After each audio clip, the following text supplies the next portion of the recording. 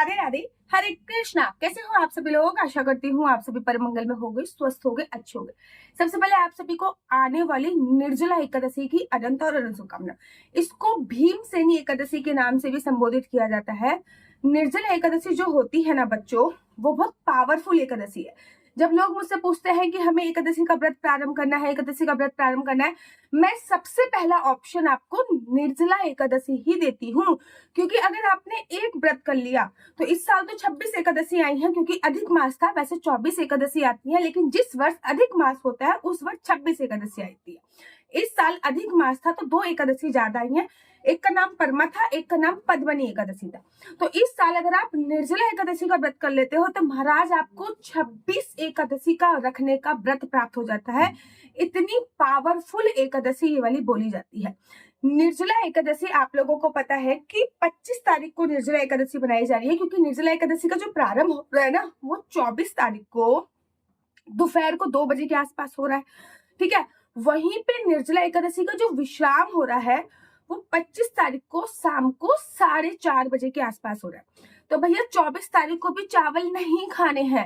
और निर्जला एकादशी का व्रत रखने से पहले कुछ सावधानियां आपको बरतनी होगी। बहुत प्यास लगती है, तो भगवान का नाम ही एक ऐसा है जो हमें उस प्यास से छुटकारा दिलाता है। ठीक है ना। तो बहुत ज्यादा प्यास लगती है, उसके लिए एक दिन पहले ही हमको ऐसा भोजन खाना है जो ज्यादा गरिष्ठ भोजन ना हो, ताकि अगले दिन हमें पूरी ऊर्जा के साथ हम व्रत रख सके। भैया टफ व्रत है, थोड़ा सा कठिन व्रत है, पूरी ऊर्जा के साथ रखा जाएगा।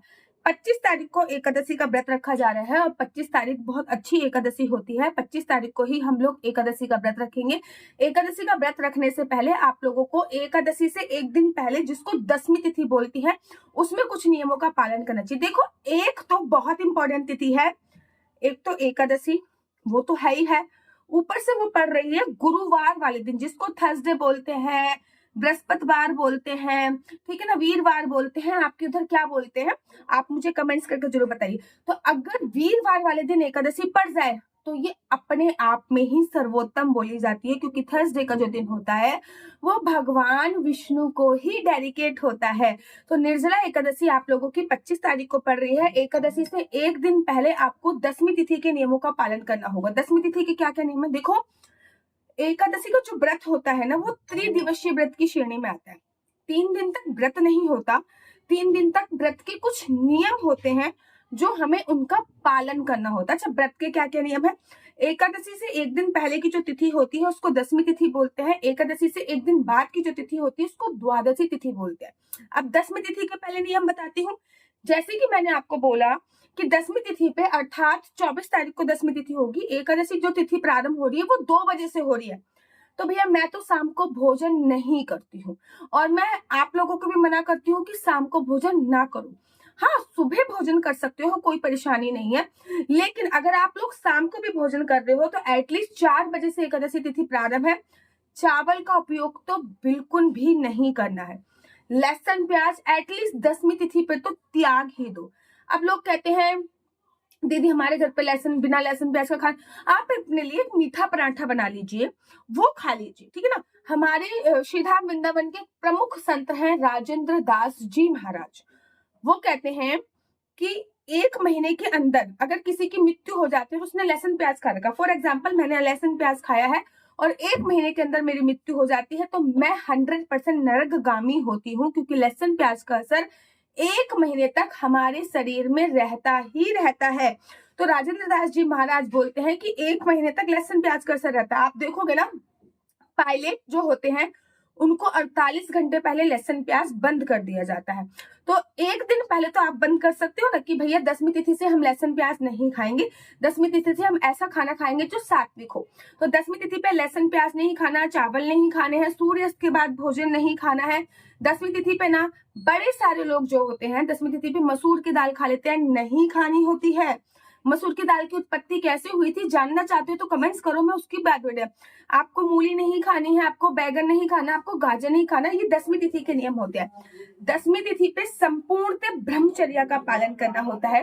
और 10वीं तिथि पे पृथ्वी शयन करना होता है। पृथ्वी शयन से मेरा मतलब है कि गद्दा जमीन पे बिछा लीजिए या फिर कोई चद्दर बिछा लीजिए। जेठ का महीना चल रहा है, गद्दे की तो आवश्यकता नहीं होती, क्योंकि गद्दा जो होता है वो तामसिक चीजों में आता है और आराम से हम लोग वहां पर लेट सकते हैं। एकादशी वाले दिन सुबह सुबह उठना होता है, पानी में गंगा जल, 7 नदियों में से किसी भी नदी का जल अथवा गंगा जल, यमुना जल या फिर आंवले का रस डालकर भी स्नान कर सकते हैं। क्योंकि देखो, एक हम खाली पानी से स्नान कर रहे हैं उसका इतना महत्व नहीं है जितना हम पानी में गंगा जल, यमुना जल, 7 नदियों में से किसी भी नदी का जल डाल के स्नान करते हैं तो उसका बड़ा ही विशेष महत्व शास्त्रों में बताया गया है। तो हमको 7 नदियों में से किसी भी नदी का जल पानी में डाल के स्नान करने की बहुत ही ज्यादा महत्वता बताई गई है। तो पानी में गंगा जल डाल के या फिर 7 नदी का जल डाल के सर, उसके बाद पीले रंग के वस्त्र पहनिए, क्योंकि भगवान श्री हरि विष्णु को पीताम्बर धारी बोला गया है। तो आपको पीले रंग के वस्त्रों का चयन करना होता है। आपके घर पे जो भी सीमित विग्रह है, जैसे कि लड्डू गोपाल हो गए, जुगल जोड़ी सरकार हो गई है, राधा रानी हो गई है, आपके घर पे जो भी सीमित विग्रह है उनको पंचामृत से स्नान कराइए। देखो शास्त्रों में क्या वर्णन आया है, शास्त्रों में वर्णन आया है कि जब आप एकादशी पे लड्डू गोपाल को पंचामृत, को भी सीमित विग्रह, वैसे तो शालिग्राम जी का वर्णन आया है और कलयुग के प्रत्यक्ष भगवान शालिग्राम जी ही कहे जाते हैं। आपको असली शालिग्राम जी चाहिए तो नीचे नंबर दिया हुआ है, आप मुझसे संपर्क कर सकते हैं। हम लोग नेपाल के शालिग्राम जी आप लोगों को प्रोवाइड कराते हैं। तो कलयुग के प्रत्यक्ष भगवान शालिग्राम जी ही कहे जाते हैं। तो वैसे तो शालिग्राम जी का वर्णन है, लेकिन अगर आपके घर पे लड्डू गोपाल है, जुगल जोड़ी सरकार है, राधा रानी है, तो उनको पंचामृत से स्नान कराइए और द्वादशी पर उनको दूध से स्नान कराइए। ये शास्त्रों में वर्णन है। अगर नहीं है भगवान जी तो जो भी मंदिर है, मंदिर की जो भी प्रतिमा है उसमें आप स्नानम स्नानम स्नानम कर सकते हो। बस संकल्प का बड़ा विशेष महत्व होता है।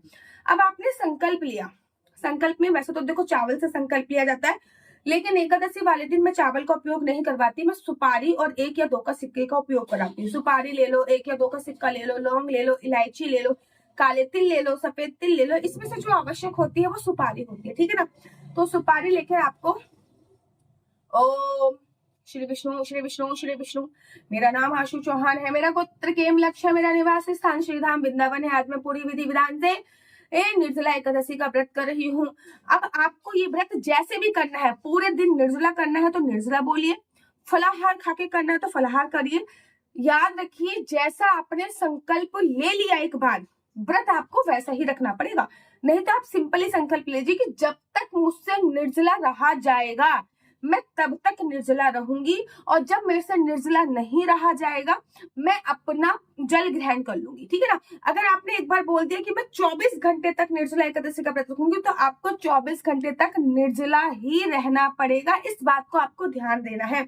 तो आपको वैसा संकल्प लेना है जैसा आप व्रत रहते हो, और जो भी सामग्री है फिर वो भगवान के चरणों में समर्पित कर दीजिए। अब एकादशी की छोटी सी पुस्तक आती है, मात्र 30 रुपए प्राइस है, उसमें सभी एकादशी की कथाएं होती है। निर्जला एकादशी की कथा आपको पढ़िए, भगवान को उनका भोग लगाइए। व्रत आपका है, लड्डू गोपाल, तुलसी माता, सबकी पूजा अर्चना वंदना होगी ही होगी, ठीक है ना।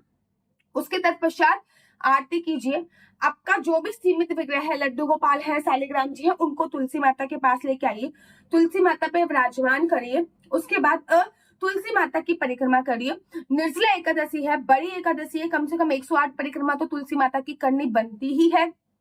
पूरे दिन निंदा चुगली नहीं करनी है, टीवी इत्यादि नहीं देखनी, दिन में सोने की मनाही होती है। रात्रि जागरण का बड़ा विशेष महत्व होता है। एकादशी का व्रत एक ऐसा व्रत है जिसमें रात नहीं होती है, इसमें दिन ही होती है। तो आप दिन में मतलब दिन में आराम कर सकते हो और रात्रि जागरण कर सकते हो, सोना तो नहीं है। अब बड़ी एकादशी है तो आपको एक अखंड ज्योत अवश्य और अवश्य जलानी होगी। अब बारी आती है द्वादशी पे। द्वादशी पे हरिवासन समय निकलने के बाद अपने व्रत का आपको पालन करना है। अच्छा, द्वादशी के भी कुछ नियम है। क्या क्या नियम है द्वादशी के? पहला नियम, आपको द्वादशी पे संपूर्ण ब्रह्मचर्य का पालन करना है। द्वादशी पे चावल अनिवार्य है। जैसे एकादशी पे चावल खा के हमको दोष लगता है, वैसे ही द्वादशी पे चावल खा के हम उस दोष से मुक्ति पा लेते हैं। तो चावल बहुत बहुत ज्यादा आवश्यक है, जरूर बनाइए। नंबर तीसरा नियम, एक ही समय भोजन किया जाता है। एक समय तो जब आप व्रत का पारण कर रहे हो तब भोजन कर लीजिए, बाकी आपको तब भोजन करना है एक समय, और लहसुन प्याज का सेवन नहीं करना, द्वादशी पे भी ब्रह्मचर्य का पालन करना, द्वादशी पे भी पृथ्वी शयन करना है।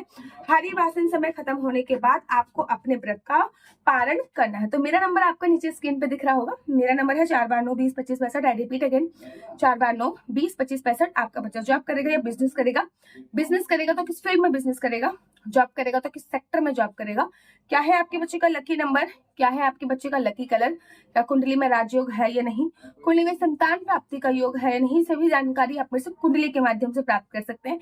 याद रखिए, कुंडली देखना बिल्कुल भी फ्री नहीं है, कुंडली देखने के थोड़े से चार्जेस है। और इस नंबर पे मुझसे किसी भी प्रकार से कोई भी क्वेश्चन आंसर पूछने के लिए फोन मत कीजिएगा, क्योंकि ये नंबर केवल और केवल कुंडली दिखाने के लिए दिया हुआ है। राधे राधे, हरे कृष्णा। तो यहाँ पे हम आप लोगों के लिए लेके आए हैं असली तुलसी माला। विभिन्न विभिन्न प्रकार की हमारे पास असली तुलसी माला है। 30 रुपये से प्रारंभ होकर हमारे पास 1100 रुपये तक की तुलसी माला है। जप माला है, गले में पहनने वाली तुलसी माला है, 1 राउंड की तुलसी माला है, 2 राउंड की तुलसी माला है, 10 साल तक चलने वाली तुलसी माला है, और डबल राउंड की तुलसी माला है, 3 राउंड की तुलसी माला है, गांठ वाली जपने वाली माला है, बिना गांठ की जपने वाली माला है, राधा नाम के लॉकेट वाली माला है, और लैब सर्टिफिकेट द्वारा प्रमाणित तुलसी माला है, जिसमें हम आपको लैब का सर्टिफिकेट देंगे कि ये असली है या नकली है। बहुत सारी तुलसी मालाएं हम आपके लिए लेके आए हैं। न केवल हम आपके लिए तुलसी माला का कलेक्शन लेके आए हैं, अपितु लड्डू गोपाल की असली तुलसी माला जिसपे राधा नाम का लॉकेट है, लड्डू गोपाल के लिए वैजंती माला, लड्डू गोपाल के लिए चंदन माला भी हम लोगों के लिए लेके आए हैं। और लड्डू गोपाल की तीनों माला का सेट है, तुलसी माला, चंदन माला और वैजंती माला का सेट भी लेके आए हैं। साथ ही के साथ हम आपके लिए रुद्राक्ष के असली ब्रेसलेट, पानी में डालने वाला रुद्राक्ष, 1 मुखी रुद्राक्ष से लेकर 14 मुखी रुद्राक्ष तक हमारे पास सारे लैब टेस्टेड रुद्राक्ष अवेलेबल हैं। आप हमसे ओरिजिनल रुद्राक्ष मंगा सकते हैं। ना केवल हमारे पास रुद्राक्ष अवेलेबल है, अपितु हमारे पास कानों में पहनने वाले राधा नाम के असली तुलसी के इयरिंग्स भी उपलब्ध हैं, जो कि अलग अलग डिजाइन, अलग अलग तरीके से आप लोगों को प्राप्त हो जाएंगे।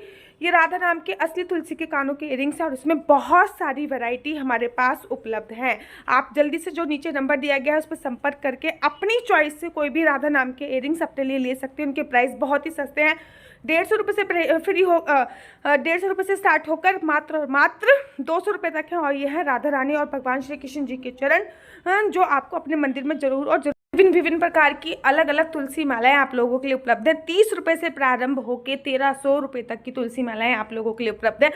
हम आप लोगों के लिए लेके आए हैं श्रीधाम वृंदावन की रज, 8 प्रकार की रज इसमें उपलब्ध है। न केवल एक सेवा कुंज की, निधि कुंज की, ललिता कुंड की, राधा कुंड की, कृष्ण कुंड की, निधि वन की, यमुना जी की, 8 जगह की ब्रज रज इसमें आपको उपलब्ध हो जाएगी। ऑर्डर जल्दी से जल्दी नीचे दिए गए नंबर पर करिए, हमारे पास लिमिटेड स्टॉक है। राधे राधे। अगर आपको मेरी वीडियो अच्छी लगती है तो आप अपना यूट्यूब चैनल हरि बोल को लाइक शेयर सब्सक्राइब करना बिल्कुल भी मत भूलिए। तब तक के लिए मुझे दीजिए इजाजत। राधे राधे, हरे कृष्णा, हरि बोल।